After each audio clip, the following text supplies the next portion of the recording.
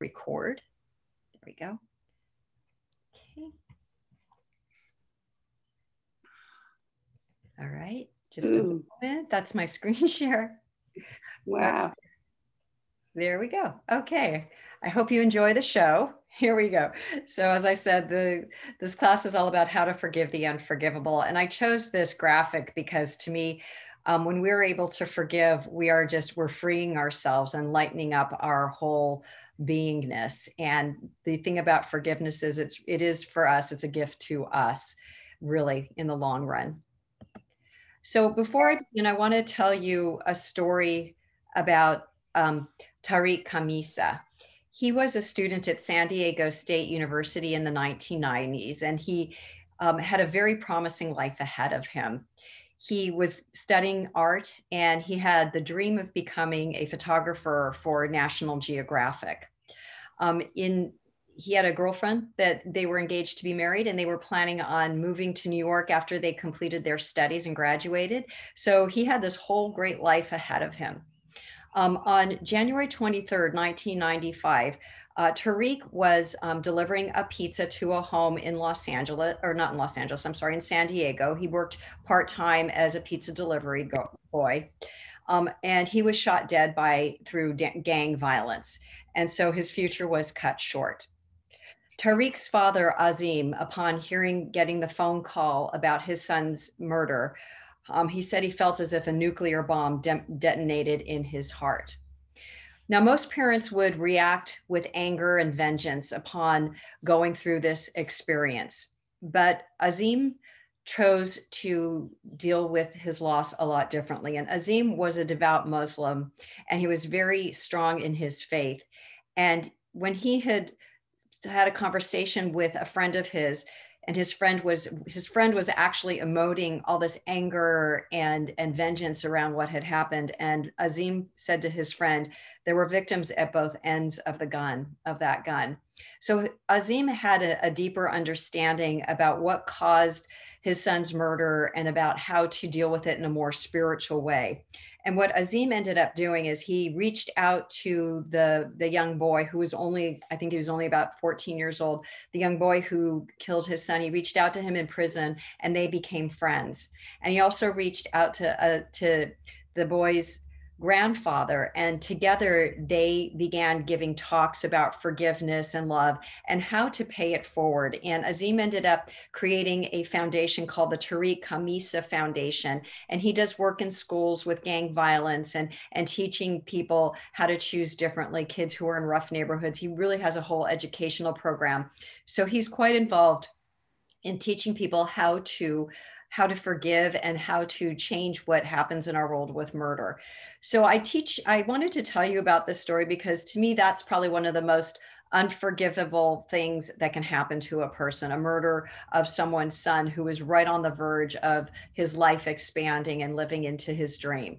But Azim teaches us that there is another path that we can take when harm and hurt come to us, and we have that hardening of the heart that happens inside of ourselves, and how to move through that and soften our hearts and see things from a different perspective. So my goal today is to teach you how to take a spiritual perspective with forgiveness, to start to do the work that will allow you, because in the long run, it's about us opening up our hearts and freeing our hearts of a burden that we're carrying around with us.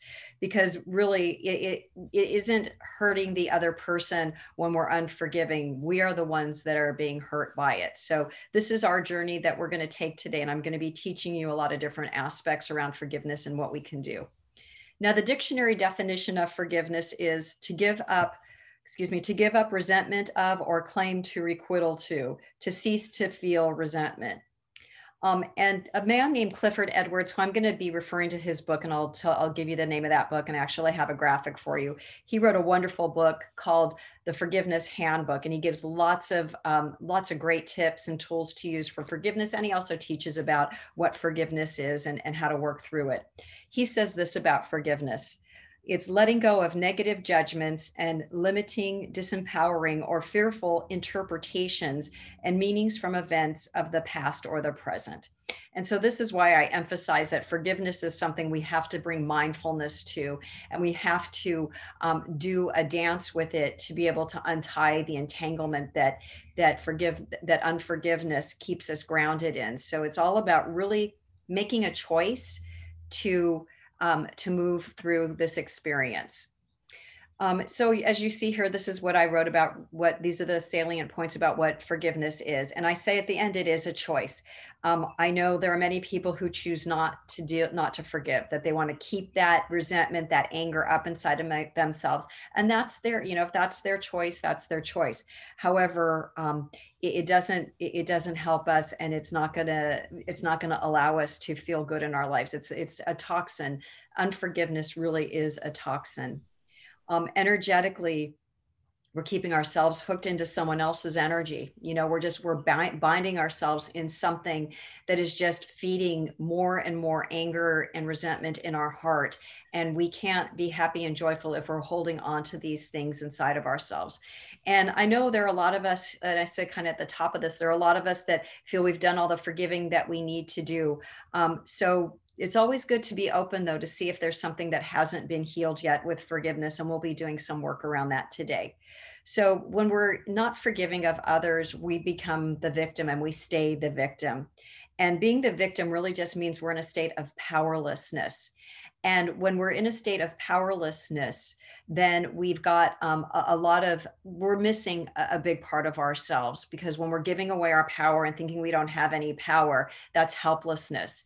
And even though things may happen that cause us to have a need for forgiveness, it doesn't mean we're powerless. We do have the ability that we can, the ability to rethink what has happened, to find any good that was in the situation, anything that we've learned, and we can take our power back. And we're going to learn about that today. So it's really about moving through our experiences that have caused us to be unforgiving, to take a look at them, to do some work around them, and to let go of as many layers or as much energy around it that we can. And I just do want to emphasize that sometimes things don't happen all at once. They're just layers that come off one at a time. And we really need to honor ourselves, because we are all different in how we deal with forgiveness. Also, I want to just emphasize, if you guys want to, if you have any questions at all, please let me know. I just want to see if there's any questions that have come through. Sorry about that. Okay. Nope. Okay. Sorry about that. All right. Something happened here. I just need to, there we go. Okay. Okay. So you're good so far? Okay. So believe it or not, I'm sure you believe it, but there are adverse physical effects of resentment. Our bodies actually take on the energy of what we are emitting through unforgiveness. So what I read here about the physical effects are: nursing a grudge means holding on to anger, and prolonged anger spikes heart rate, lowers immune response, and floods the brain with neurotransmitters that impede problem solving and stir depression. And in multiple studies, forgiveness has been shown to provide benefits such as lowered blood pressure and increased optimism. So you can see how forgiveness is its own medical medicine. It's its own healing balm.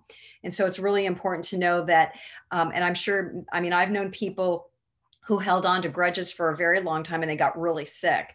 So it also, not only is forgiveness good for our mental well-being and our emotional well-being, but it's good for our bodies as well. Just to give you a little more information about the physical response, because I love to go as explicit as possible. When you don't forgive, you release all the chemicals of the stress response. Each time you react, adrenaline, cortisol, and norepinephrine enter the body. When it's a chronic grudge, you could think about it 20 times a day, and those chemicals limit creativity. They limit problem solving. Cortisol and norepinephrine cause your brain to enter what we call the no thinking zone. And over time, they lead you to feel helpless and like a victim. When you forgive, you wipe all that clean. So you can see how your body gets depleted when you're unforgiving. And when you forgive, your body, your energy is restored.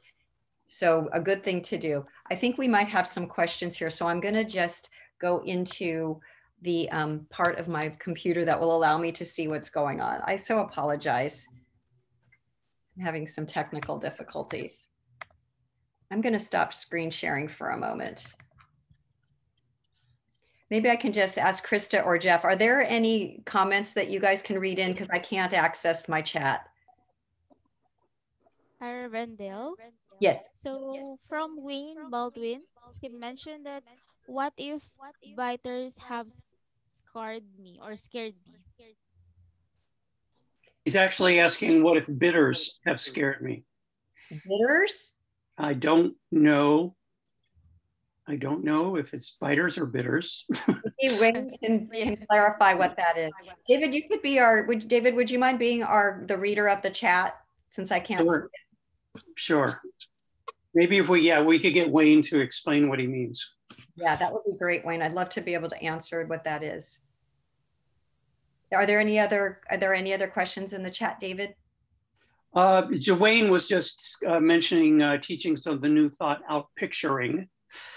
And then he said, what if either biters or bitters have scared me? Maybe it's biters. I don't know. Well, I think what we will be talking about is, even if we have had something or someone scare us to the point of where we want to hold on to it, because I do want to mention that we do hold on to it for a reason. And the reason is, it is a survival thing. When something adverse happens to us, of course, we want to hold on to it so we don't repeat it. And so maybe that's what Wayne is kind of talking about, is if something scared him, there's this resistance because we don't want to forget what happened. And if we don't forget what happened, it ensures that if we do remember it, it ensures that it won't happen again. So with unforgiveness, there might be that idea, well, it's important for my survival, but it really isn't. I'm going to move on here to my next slide. Okay. I think I'm having an issue with my screen thing here. So, oh, that is so unfortunate. There we go. Okay, so why are we so reluctant to forgive? So it's a survival strategy. It protects us from this repeating again. So that holds us back from forgiveness. And, you know, even though I have all these things about being reluctant to forgive, we can overcome all of those. We are not powerless to this survival strategy. We can come at it through what I'm going to call spiritual truth, because really the survival strategy is a base response. It's a lower consciousness. And I'm not judging that, because lower levels of consciousness have a purpose for us in our survival as a species, as human beings. But when they entangle us and they harm us, like we just saw how holding on to resentment and unforgiveness can harm our bodies, we no longer are being served by that, because now we're self-destructing. And so we come to a place in our healing where we can take back that fear and come to a place of seeing things a bit differently, which we'll be talking about, seeing things a little differently through a spiritual lens that allows us to move through the healing. And while we really can't, I'm going to be talking about this, the whole forgive and forget thing is a myth. We can't forget harm that's been done to us, but we can stop holding on to the heat around it and the pain around it. We can soften that up. We can remember, just so that we have any wisdom that we needed to glean from the experience. We can remember what's needed for us to remember, but we don't need to continue holding on to the fear and the anxiety and anything else that's adverse in a feeling or emotional way. We don't need to continue holding on to that in order to not have any kind of protection against the future. We don't need to have that energy continually flowing.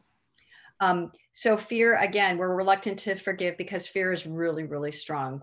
Fear paralyzes us and it keeps us from moving forward in life. And again, there are ways around that. We can work with that. Also, we're reluctant to forgive because it's a habit. And I know for myself, I was raised in a culture where I was taught that you don't forgive certain things. Some things you can, but there are certain things that you don't forgive. And I'll be transparent with you because I was raised Jewish, and we had with the whole Holocaust thing, I was taught. I really was not taught to forgive Hitler or anybody related to the extinction of the Jewish people. And it wasn't until I came into Science of Mind and I was in practitioner training when it came up for me that I need to heal Hitler and that whole Holocaust. And but because I was rubbing against, you know, a habit, a training, a belief in my family and my culture that we do not forgive that, because if you forgive that, you're going to forget, and if you forget, it's going to happen again. But the truth is, I was very much able to forgive the whole thing. No, I can't forget it, but I don't have a charge around it anymore, and I'm not afraid of what happened anymore. I came to a different place looking through it with a spiritual framework that allowed me to put everything in a whole different way inside of myself, so that I am no longer triggered or have anxiety around that. So there's so much we can do. It's in our it's in our wiring to be able to forgive. And so if you feel like how can I possibly forgive? Well, you can, and it might take little baby steps, because it's such a great power that you've had hanging on your heart, that you might need to take little steps, and that's okay. But like I introduced that story. If Azim could do it, then so can you. So also we've developed an identity around being unforgiving, and especially if it's a person and we've just really put ourselves in a victim role with it, we can develop an identity around it, and just feel that that's who we are, and we've been wronged and we will never forget it, and this is who I am as a victim.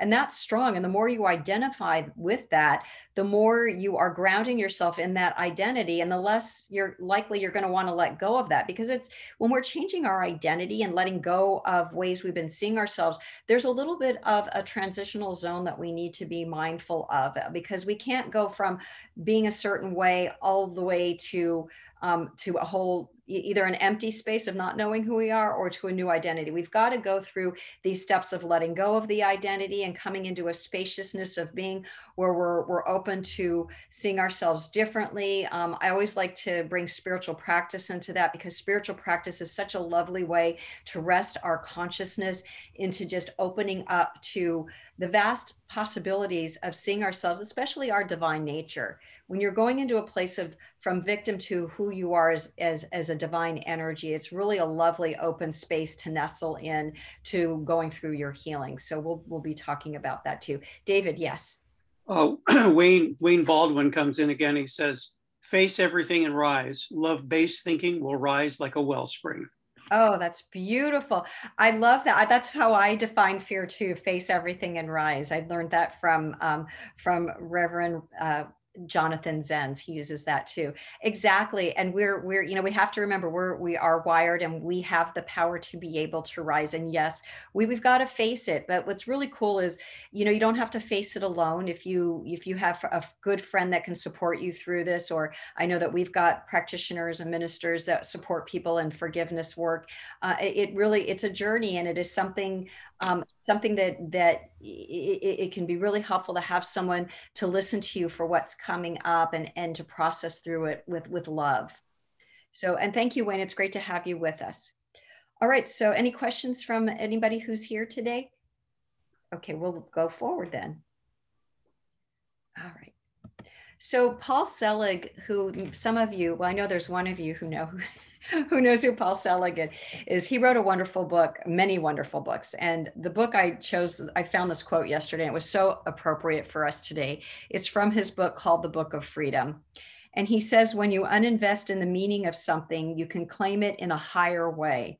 To reinforce how terrible something is doesn't transform it. It confirms the terrible nature.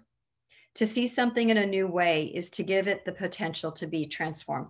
And really, that's what forgiveness is all about. It's transforming an experience that was very painful and maybe very awful, and moving it into a higher place.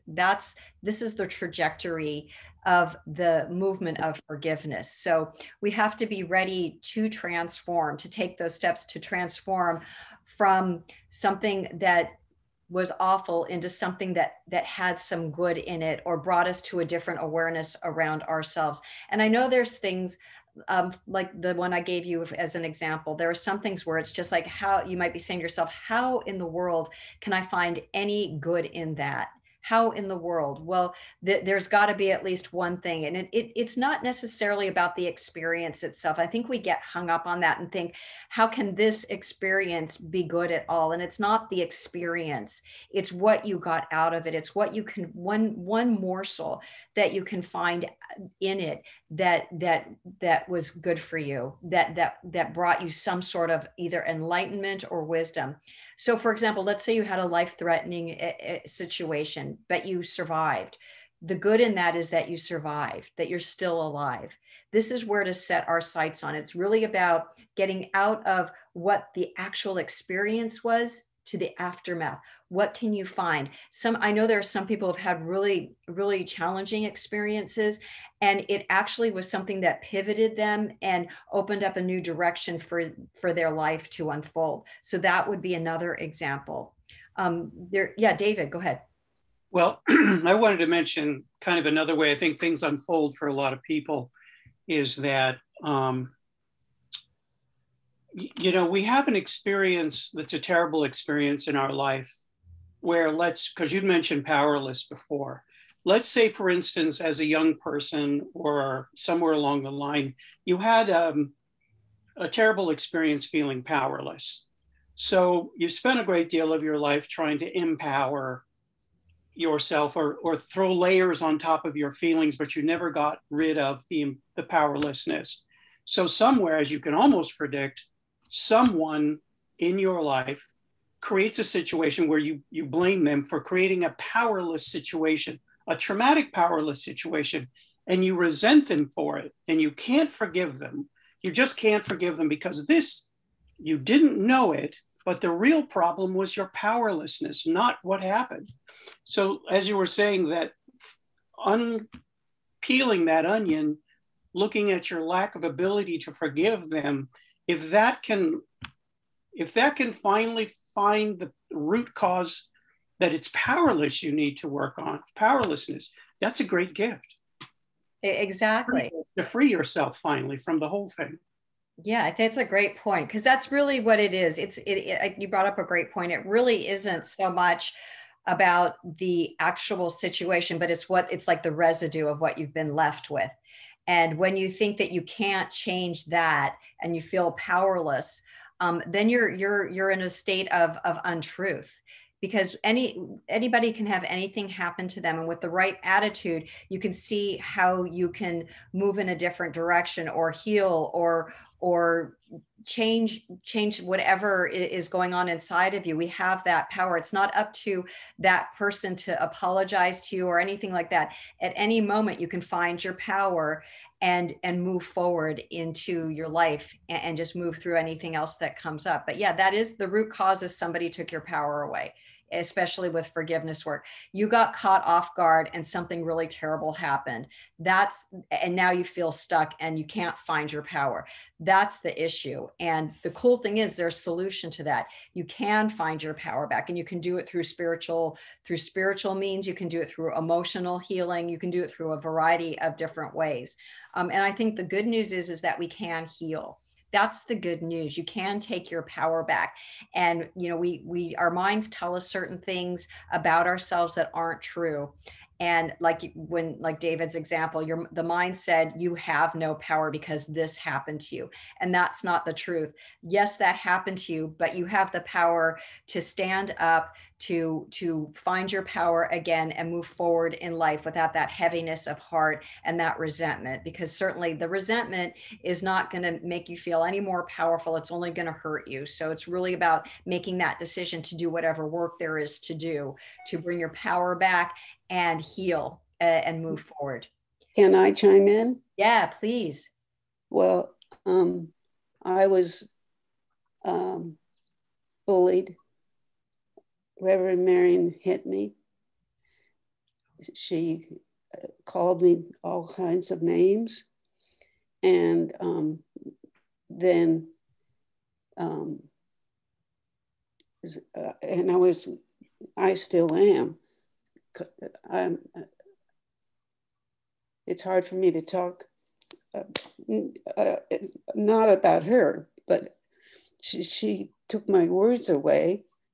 And so I have found that it's less and less, and I'm getting better, but it was a big thing. And I tried so hard to shield everybody. Even, I don't think Joe even knew about it. And that would be, he knew when she got really bedridden. But I had been bullied for 2 or 3 years. But when somebody would open our front door, she would be her spiritual self and blah, blah, blah, blah, blah, blah, blah, blah. And when it would close, she went back to, not always, but I'm finding it much more easily to just, I don't think about it, but if something happens, I think, oh, that's why I'm this way. So that's my story. I appreciate that. You know, that feels good probably to just say that. I know it's hard to see. It's hard to see when people see one view, but there's another view. So I really honor you in sharing that. Thank you. Thank you. Okay. Anything else on the chat, David? Anything else? Yeah, Wayne has something to say again. He's saying, I have a success mechanism within that always gets what's programmed into it. I control the mechanism because I control the programming. That's great. That's good. Yeah. Yeah. And that's the truth. We forget that we're the masters of our consciousness and our life experience, and situations that happen where we are harmed or hurt. We forget that we are in charge, and that we have the ability to look through the situation through a higher consciousness, to be able to see that, you know, no one can ever take our power away from us. It only appears as so for a moment, but your power is always intact because we are all the energy of spirit. So to always remember that anything that happens in life, we can bring mindfulness and remember who we are, and just know that with whatever inner work we need to do, like Wayne was talking about, we program ourselves. Yes, we are programmed as children, but we can always undo that programming and change it.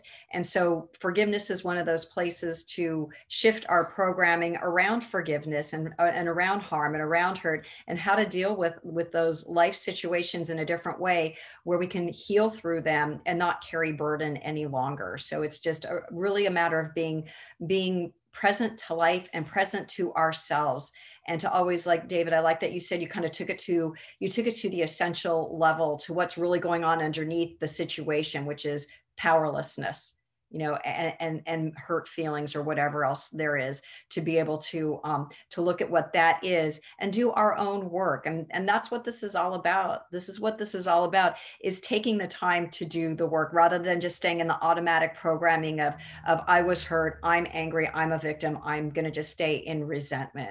That's where we have to come in as beings that have the mastery over our consciousness, and apply whatever strategies allow us to break free from that cycle of resentment and anger and victimhood, and rise up in the truth of who we are as these beings that have all the power to impact and change our programming and our minds, and to take that higher view. And that's why I love Paul Selig's quote so much, because he's speaking to the patterning, right? We're in the terrible, we're in the angry, we're in this, and he's saying, let's rise up to a higher level of seeing what's happened through our spiritual lens. So we're going to be talking about how we get there, because that's the next step. It's hard to just go there. I mean, maybe some people can, but there is some human processing that we might need to engage in to be able to get there. And that's why I really want to talk about these strategies, because we have to honor honor those human feelings. We can't just spiritually bypass them. We've got to see what's going on. We've got to nurture ourselves. We've got to see it all, because when we see it at all, acknowledge it all, then we can take that step up. And that's why it's important to do forgiveness work if we're going to be healthy and free in our lives. Any questions from anybody who's here? Hi, Lisa. I do. I just wanted to say that when actually the three of you were talking, I remember the first time that someone told me how important forgiveness was. And I always felt that forgiveness was me forgiving someone else. But personally, what it's come to for me is forgiving myself, because nobody took my power away. I gave it away. And reflecting on myself has helped me be able to look at whoever in my life I felt affected me and understand that they were just living their life, that they weren't doing anything to me. I let those feelings come in. And so I'm working really hard on forgiving myself and working on that angle rather than the ones who harmed me, if you will. That's such a great point, Lisa. And I'm glad you brought that up, because we're going to talk about self-forgiveness, but that is a really, really great point. And it gives us the power to be able to move through the forgiveness. If we're waiting, like I said earlier, if we're waiting for our resolution and reconciliation to happen when the other person does something that makes us feel better or heal this, that puts the power, that gives our power away. But you're talking about taking the power back by doing the inner work and bringing your awareness to that power that's always there, and how, and we really shouldn't judge ourselves either. I get that. We really shouldn't judge ourselves and say, this bad thing happened and I gave my power away. Now I'm ashamed of it, right? That we're human, right? Right. It's just exactly. natural. Right? Yeah. So we got to just lighten up and know, life, it's a process, and we have to honor that there are parts to this process. And we've got to just know that if we're aware and mindful of our inside, life is so much easier, because we have the power to transform, as Paul Selig says, because really, forgiveness is all about transformation. It's not about an eye for an eye or a tooth for a tooth, or this has to happen, then I can forgive. It's really about us transforming an experience that we've had that's landed with us in a certain way, that's created an energy inside of ourselves, a way of seeing something that happened, transforming that from something harmful and sticky and solid and anchored inside of ourselves to something we can break through and open ourselves up and let it transform into something better for ourselves, so that we can be at ease and be at peace with our life experiences. And that's really the way to get through this lifetime, really, to be able to take everything as a transformation. That's really where it's at, everything in life. Any questions? Missy, yeah. Yeah. When Marion passed, I felt the freedom of, I now can do things. I mean, and so I'm in a country club situation. And if anybody said, do you want to? Yes. Do you want to? Yes. I said yes to everything, and got my power back in my mind. And then came Mr. COVID. I can't do anything anyway. So Wow. it'll work out. But you just have to say yes. Yeah. Yeah, you've been on quite a journey. Been quite a journey for you. Yeah, thanks.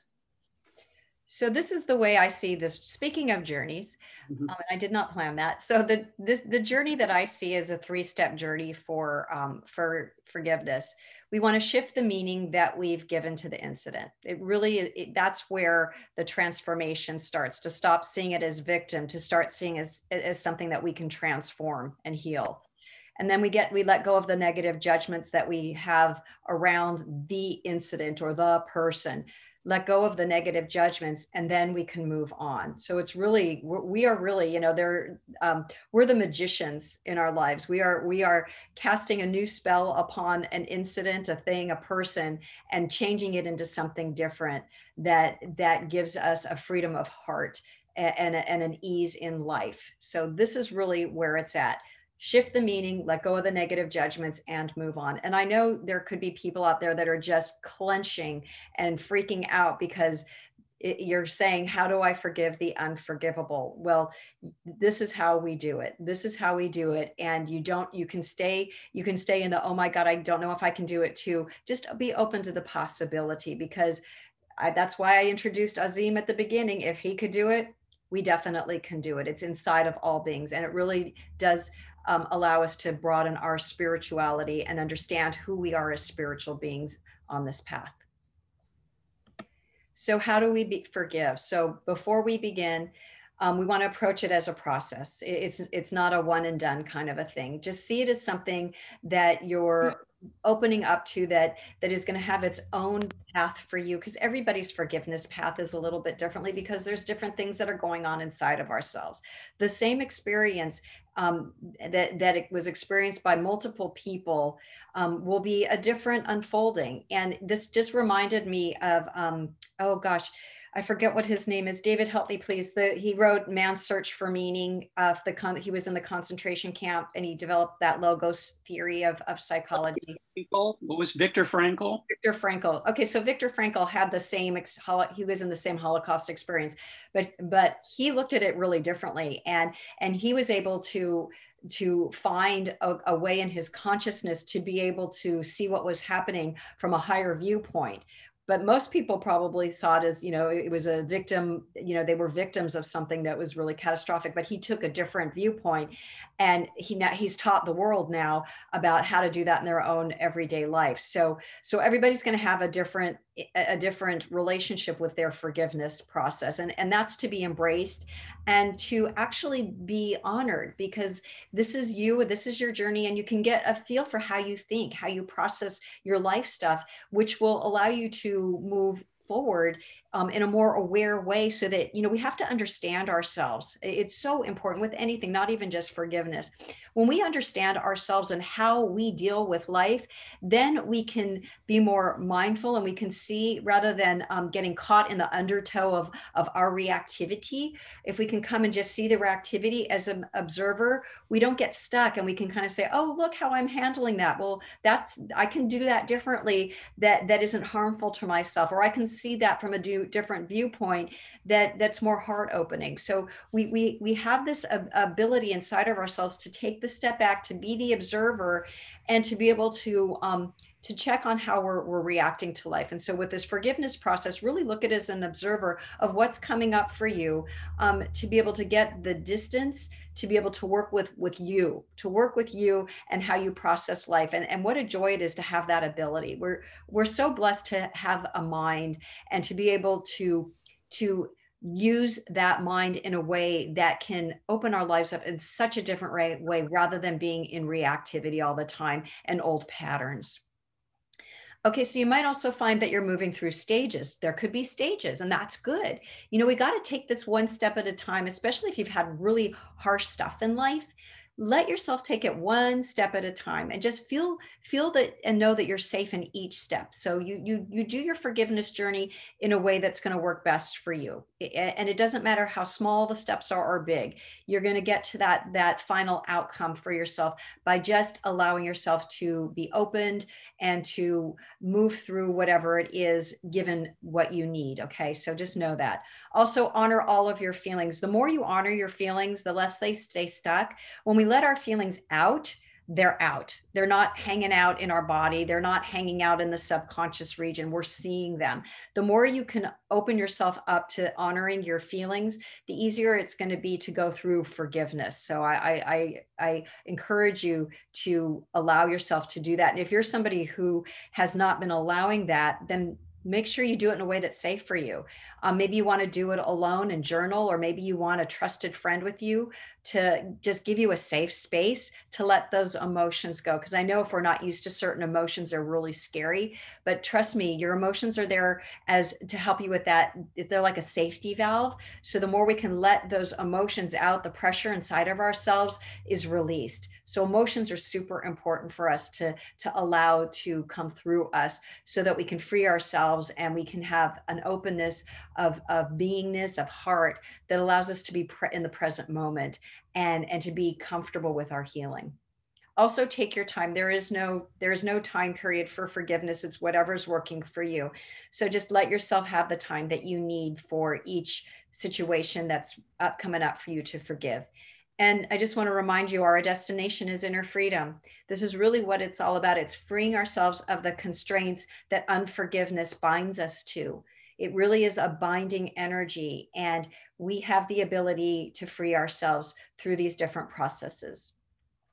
Do we have any questions either from from in the chat room or from you guys? Someone said, filling my sails. Filling my sails like in a sailboat. Oh, that's a beautiful way to look at that. That's beautiful. Thank you, whoever shared that. Okay, let's go on. So the book I'm going to be using, this is a book I just love. It's called The Forgiveness Handbook, and there's two books. One of them is like a book you read, and one of them has, it's like worksheets you can use to go through forgiveness. And Clifford Edwards has just made it very simple to understand forgiveness. And he gives great exercises to get you tuned into how to go through forgiving yourself and forgiving others, and moving through the process in a way that's really, really comfortable. So you can get the book on Amazon. And like I said, there's two books. One's a workbook where there's templates and handout, or, they're like worksheets. The other is just a book that you read, and it's not very big. So that's something you can look at. So the first thing that is really good for us to do with forgiveness work is to do a list. And some people, especially if you feel like, well, I don't have anybody to forgive, just give this a shot and see if maybe there is some unforgiveness that's lying hidden underneath, because it would only do you some good. So what we do is we just write a list out without thinking, without editing, just write all the people or situations that need forgiveness. And you would know they need forgiving because you still have a resentment and anger, some sort of charge around it that feels like unfinished business or something that is unsettled.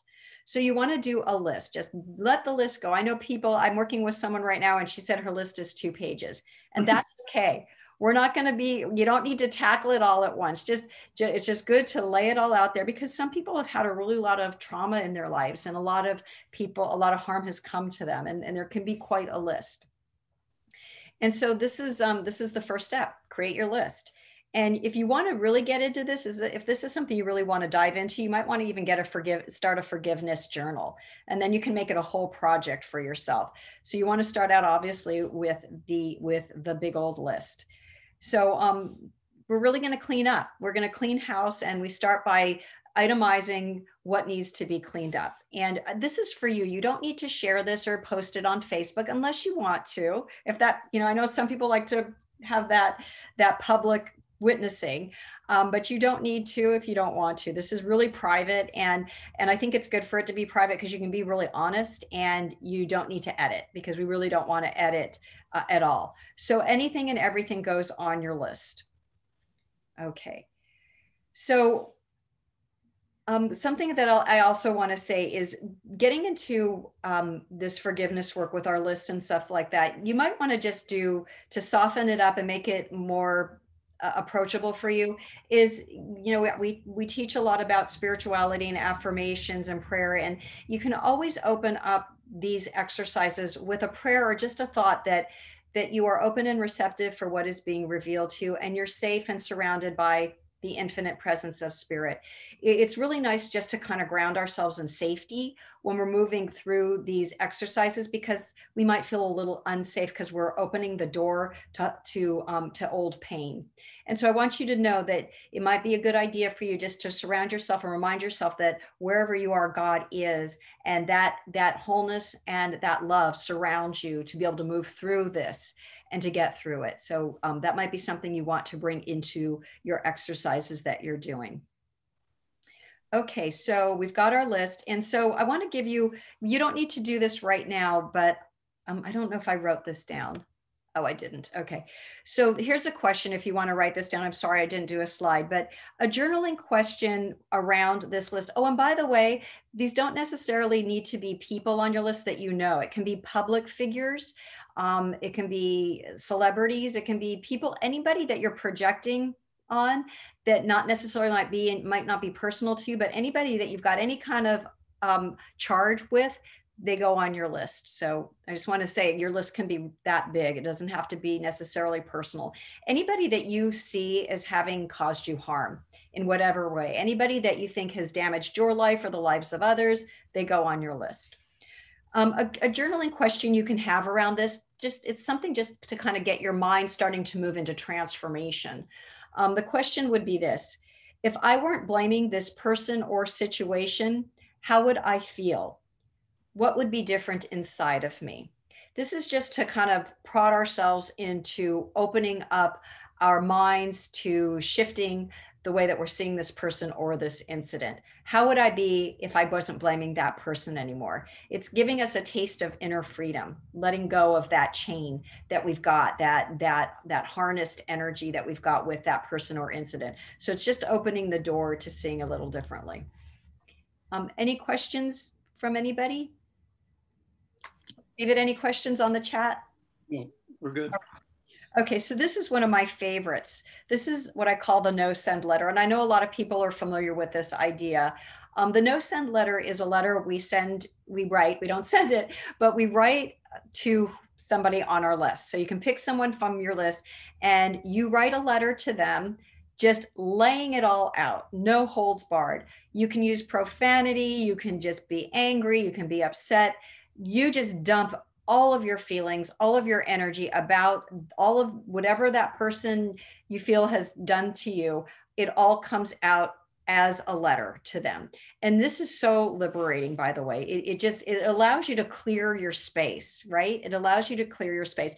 And I might tell you this, you might need to do more than one to the same person. Or what I tell some people to do is just keep it an open letter, write a paragraph or two, put it away if that's enough, and bring it up the next day and the next day until you feel like the letter is complete. Okay. When you feel the letter's complete, you've dispelled and let go of all that energy that you had for them that was unforgiveness and anger and resentment.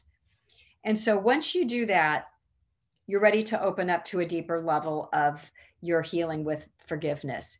Because once you've let that energy go, you're creating a place where you can start to see it differently because you're not hooked into the anger and resentment. So this no send letter, you might want to wait until you can get to that place when you feel like, you know what, I'm not as angry at that person anymore. I feel like I've gotten it out. Okay, now I'm going to go to the next step. And the next step is finding the buried treasure. So this is a new writing. Obviously I like writing as a healing method. And you don't have to write. Some people like to talk into a tape recorder. You can do that as well. We have so many things with our phones that we can record ourselves. So if you'd rather say it, you can. So everything that I'm putting is something to write. If you want to say it or talk to an empty chair, you can do that too. So this is finding the buried treasure. So what we want to do is, again, write out the experience, but we're writing it a little differently. Since we've let go of so much emotion around it, we can now just write what the experience was. And after we write out what happened in a more factual way, no, you don't have to, this isn't the part where you do the emotion, that's the no send letter. And so after we've written out the experience, put it away, and the next day, reread it. and list all the things that you've learned or the good things that you've had, that you see that you've benefited. What good things have come about? It can be a shift in consciousness.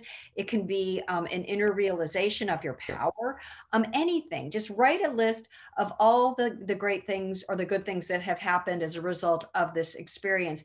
And again, this isn't something you have to do in one sitting. I want to emphasize that. These are things that if you need a little time to think about it, think about it. So you can, if you think you can't find a lot of the good in one sitting, put it away, revisit it the next day, or if you have a realization, oh, wow, yeah, that was really good. That was something I really benefited by that experience. I will give you a really great experience I have as an example. Before I moved to the desert, I was with a guy and I was betrayed and he cheated on me, and it was a really just, it was really it was painful. But so many good things happened in my life as a result of that now I have pure joy around it. So there were so many buried treasures in that experience, even though at the time, it was just, it was very hard to deal with. But my God, I had a treasure trove of good that came from that. So that's what I mean about the buried treasure. Find those things that were life changers, that were realizations or concrete things that happened as a result. So that's our next stage, is finding the buried treasure.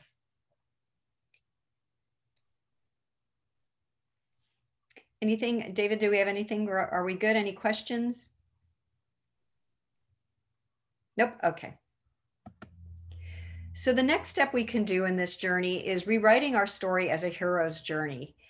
Any story of where we have been victimized or harm has come to us, when we're in a space of being more healed around this situation, rewrite your story as a hero's journey, or imagine it as a hero's journey. How have you triumphed in this situation? I think you will be amazed to see how you and all of your life experiences, especially those that maybe were unpleasant, how you actually are the victor. And it's really neat to tell a story like this of ourselves, so that we can really honor ourselves and this journey that we're on in life. And all these, we have little heroes journey. We have many heroic journeys throughout our lifetime. And when we see that for ourselves, we're really, I believe that it gives us an opportunity to really appreciate ourselves and to love ourselves and to honor ourselves and build our self-esteem and our self-love about the things that have happened in our lives, the trials and the tribulations, so to speak, and to really see that, you matter, we all matter. And all of our stories are teaching tools to others. And I know we go through our stuff and we work through them, but I don't know if we realize that our stories are gifts to others as well. And we're teaching other people how to heal unforgiveness by our heroic journeys through our trials and how we've walked through them, how we've healed our hearts and come out on the other side transformed. Because that's what the hero's journey is all about, is transformation. We enter into the story wounded and we come out healed. And so this is an opportunity to really see that for ourselves through our life experiences. Anything? Nope. Okay. So the next step, okay, we're perfect timing. So the next step after we've done all this inner healing is finding compassion and understanding for the circumstance or the quote unquote transgressor. And I think Lisa spoke to this a bit when she talked about looking back at people she needs to forgive. And you said something like they were just doing the best they can. And that's absolutely correct. We are all doing the best we can. And like the child that shot the Azim's son, he didn't know anything but violence. He wasn't educated. He wasn't loved. And so all he knew was it's all about the gang and robbing and killing. And that was his mentality. He never had anybody intercept that to teach him differently. So he was just going by with what he knew. He wasn't really doing it out of a sense of any higher level of thinking. So it's really important to walk in the other person's shoes. And this is why Azim even reached out to the guy that shot his son, because he wanted to come to love. He wanted to be able to have compassion and understanding. And because that really opened the door for him to be able to let go of what happened as something that weighed heavy on his heart to something that he could allow to transform him and to also do good work in the world. And so it's really important to be able to find that understanding for the other. And again, it's not condoning. This isn't condoning bad behavior. It's being able to understand, you know, how people get to be the way they are and not be in a state of victim anymore. It allows us to free ourselves from being a victim when we understand why somebody does what they do or are who they are. They really are just doing the best they can because people have their experiences and they come to the mentality and consciousness that they come to, and we really need to hold them in our understanding and in compassion to free ourselves. It's like compassion and understanding, it frees everybody. So really at the end of the day with forgiveness work, this is where we land, is compassion and understanding. And again, not condoning bad behavior, but understanding it and being able to be free of the charge of the whole circumstance and coming back to love, just coming back to love. Okay, so the last thing is the self, because that's big, right? Lisa, you talked about it, is that you came to a place where it was you needed to forgive. Probably one of the strongest and most powerful things that we need to do is self-forgiveness, because we live with ourselves and we can be our worst critics. And we have to understand that, you know, I always tell people this, you've got to be your own advocate. You've got to love you. You've got to stand up for yourself, because when we divide ourselves and are against ourselves, that is so self-destructive. And, you know, we're all amazing divine beings, and we should love ourselves as we love other people. And so we've got to get in right relationship with ourselves. So if there's something we need to forgive within ourselves, about ourselves, now's the time to do that. We have to understand we all make mistakes. We're all doing the best we can at any given moment. And guess what? God isn't keeping score, so why are we? Okay. And we've got to just learn, you know, whenever I get into a state where I really feel badly about something I've done, rather than staying in that energy of anger and self-resentment, the best thing I can do is just say, what have I learned? What have I learned here? And I'm going to put that learning into operation, into action, so I prevent from doing it in the future. That's my takeaway from that. And so, because I don't know, maybe we learn to hold on to self-resentment, but the time has come where we really learn something new, and that's to move out of self-resentment and move into learning and wisdom, and what we can do to carry the wisdom forward so that we can just be loving towards ourselves. Okay. Are we good? Yes, ma'am. Okay, good. I'm not sure if they stopped the recording or not, because I'm not sure what's going on, but we're all here. So self-forgiveness, you can do the same things that we did with forgiving other people with yourself. You can write a letter to yourself. And I would also write a love letter, though. If I was doing the steps, do a letter of why I'm upset with myself, but then I would want to write a love letter to myself after that and say why I so appreciate who I am and my journey and what the good things that I do, and just being mindful of even taking this self-forgiveness stuff up. It's so important. And if you're still having a hard time, by the way, if you're having a hard time coming into self-forgiveness, I say, well, what if you're like, who loves you so much? Who loves you? A good friend or a loved one? What would they say to you if they knew how mean you were being to yourself, how judgmental you've been being to yourself? What would they tell you about you? And write that down, and that'll get you a foothold into being able to love yourself and forgive yourself, because really we were not created to stay stuck in resentment and self-loathing. We are here to love ourselves and love everybody. And so whatever we need to do to get on that train and into that level of self-love is so important. We need to be that. Okay. I was going to give you guys a little visioning experience. So I'm going to do that right now. So if you want to just relax and close your eyes, I'm going to take you through a just very brief visioning, 2 minutes, if that.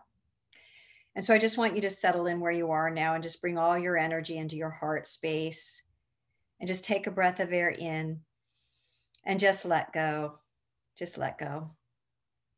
And I want you to just imagine with your mind's eye that you're standing in a field, a beautiful field, and you're standing right next to a hot air balloon. It's a beautiful day. It's gorgeous, just right, 75 degrees, clear sky. And I just want you to think of one person that you need to forgive. Maybe it's a person or a circumstance, but something, just whatever first comes to mind, just let it pop in your mind. Just see it. You don't need to engage with it, but just allow yourself to see who or what that is. And I want you to put your hands over your heart. You can either imagine it or actually put your hands over your heart right now. And imagine that you have the power to take all of that energy that's in your heart around the unforgiveness, and it's coming into your hands. You're drawing it from your heart into your hands. All the resentment, all the negative feelings, it's coming from your heart and it's coming into your hands.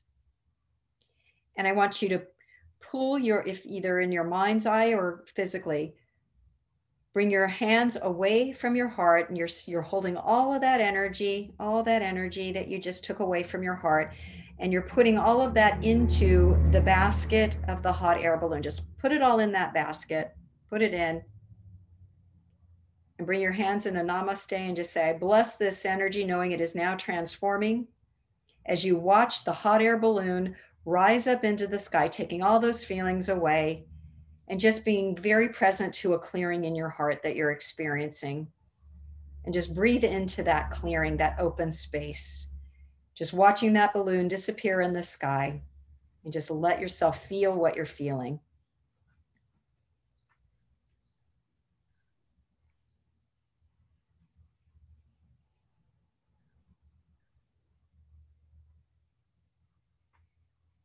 And just take a breath of air in and exhale. And just come back now. Just allow yourself to come back as we close our class. Why do we hold on?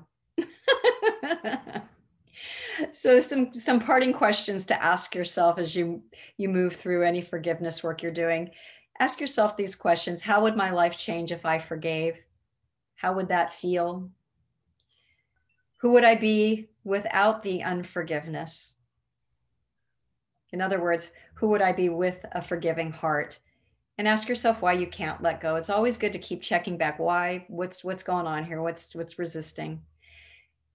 So the bottom line really is we're just bringing mindfulness to life, to this experience of unforgiveness, and learning how to transform it into something that will lighten the heart, to allow ourselves to see our life experiences differently, to find our power in it all, and to just know that within ourselves is something huge and beyond what we know is really there, which is that spiritual nature of who we are. And that is something that when we harness that and connect with that, commune with that, and know it, that is what allows us really to open ourselves up to moving through forgiveness in a way where we can really finish the unfinished business and live in freedom. And so I want to thank you all for joining me today. It was lovely being in your presence. And if you have any questions, you can either get them to the office, or if you know me, you can send them to me. But I just want to thank you again to be a part of this wonderful expansion that's taking place in our world today. And forgiveness is a great part of that. So do your work and be kind and loving to yourself. As I say here, be kind to yourself and take your time. Have a wonderful day, everybody.